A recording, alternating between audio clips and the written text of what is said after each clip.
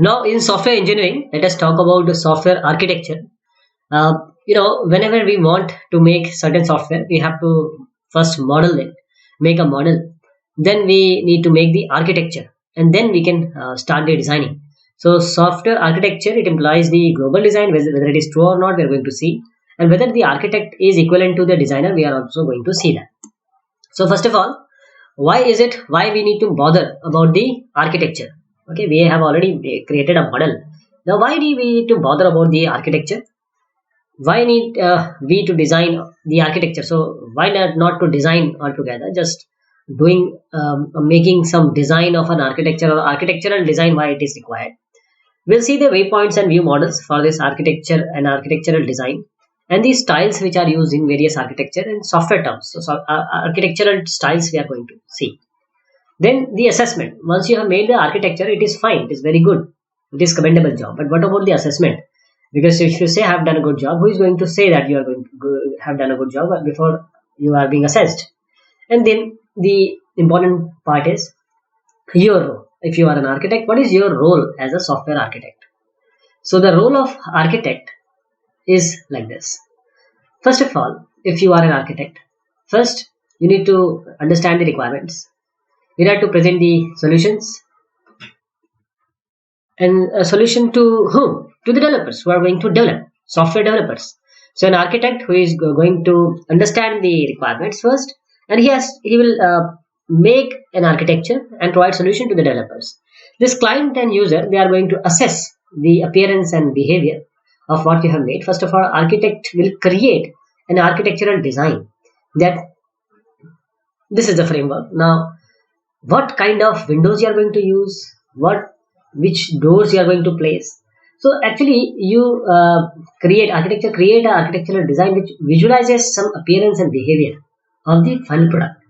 And now the architectural design also prescribes the construction and cooperation. The developer then assess the construction and cooperation. So this is the task of an architect. You just understand, you are making a building or a project. So the architect in that particular scenario is equivalent to the architect who is going to make or build the software or make a baseline for those who are going to actually build the software. So you have to make or architect or architecturalize in such a way that the other people who are going to make it realize, they make it good. So pre-architecture lifestyle. In this you have requirements first, then you check for the quality, then agreement. So requirement and quality in agreement, and then the development. So these requirements are of course stakeholders dependent. The characteristic is iteration mainly on the functional requirements, what is required out of the software. And in this architectural design, few stakeholders are involved, and there is no balancing of functional and quality requirements right now. So this, if we add the architecture, the easiest way is to add architecture with detailed design and implementation, and then the development can take place. Architecture in the lifestyle, of course, you have requirement, design, architecture. Stakeholders are now many, and then agreement and the development. So in this case, the characteristics are iteration on both functional and quality requirement now, and various stakeholders are involved. So now there is a balancing between a functional and quality requirements. So why is architecture important? Why do we need it? Architecture is the vehicle for stakeholder communication. Architecture manifests the earliest set of decision or design decision. That is, the constraints on the implementation, it dictates the organizational structure, it inhibits or enable the quality attributes. So architecture is a transferable abstraction of a system, that is, product lines, they share a common architecture. It allows for a template based development and also the basis of what training needs to be imparted. So where did it start? In 1992 by Perry and Wolf, 1987 by Jackman, 1989 by Shaw, 78-79 by David and program families, 1972 by Dijkstra and program families, 1969 by NATO Software Engineering Conference. So in this, they said it came out that I think we have something in addition to software engineering, and this is the subject of software architecture. Architecture is different from engineering. So software architecture, what is the definition of software architecture? The architecture of a software system defines that system in terms of computational components and interaction among those components. So architecture of a software system, it defines the system in terms of your components, computational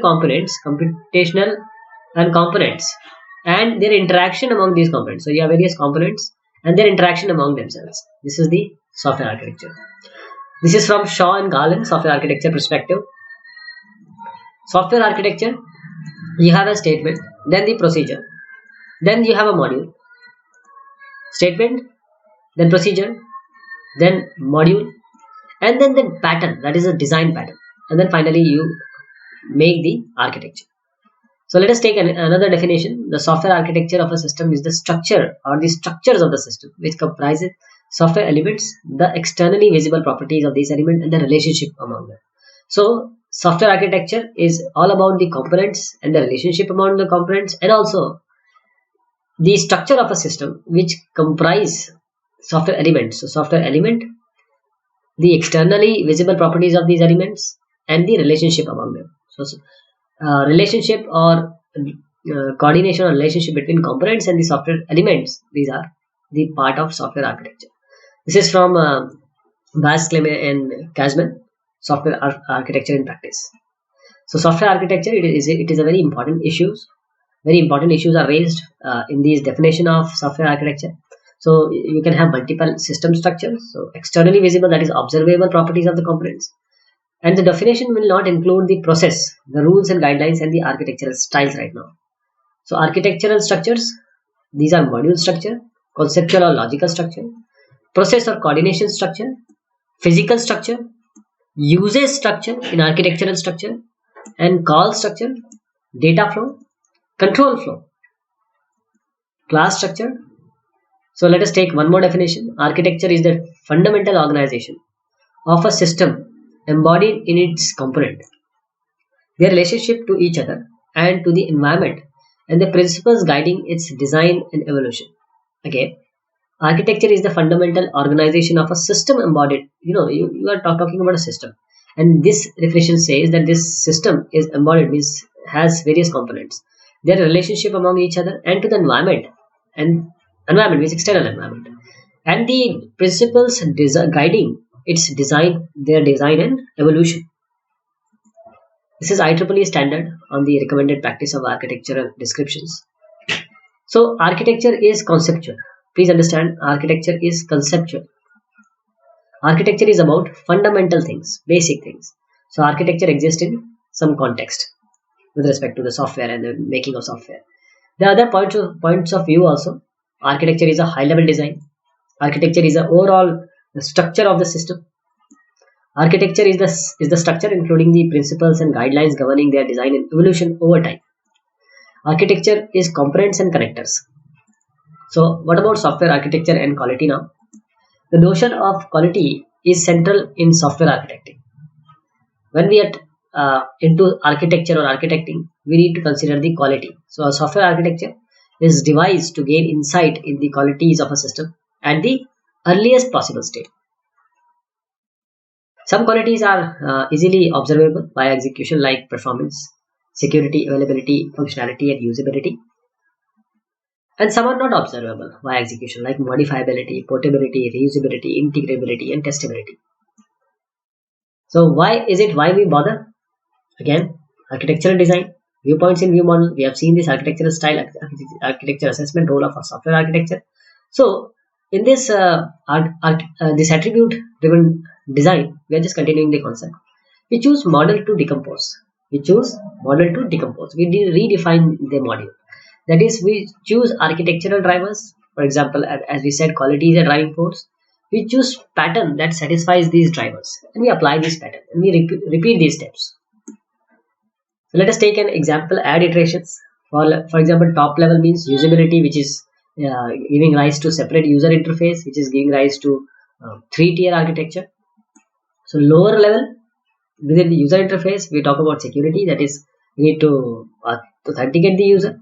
And at lower level, within the data layer, availability is there. So active redundancy is what we are expecting. So let us have a generalized model.